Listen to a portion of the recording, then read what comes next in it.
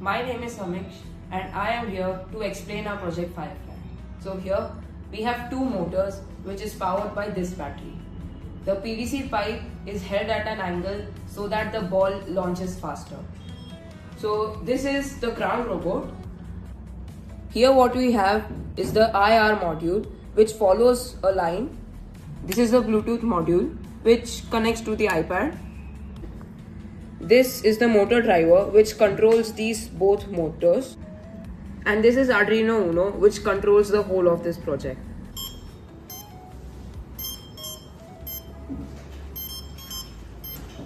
Hello, and I'm Neil. I have assembled and constructed the drone. So, and now I'm going to explain the drone system before explaining the components. So, the drone is going to stay with the security, and when a fire is detected, the drone will autonomously fly towards the fire source and extinguish it. Now, we'll talk about the components. These are the 1400 kilovolt motors.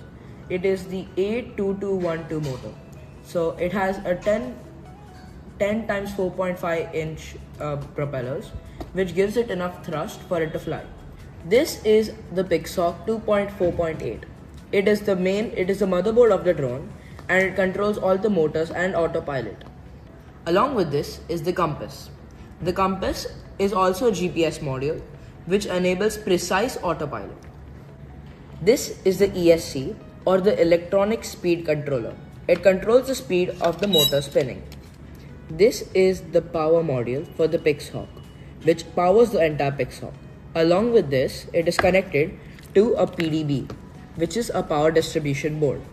It supplies powers to all the motors. Now, this is the receiver. It sends data to the transmitter or the remote, which enables us to fly the drone.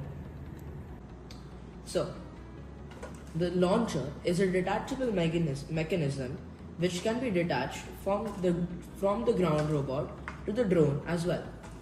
So this was the explanation of the components and the system of the Project Firefly drone.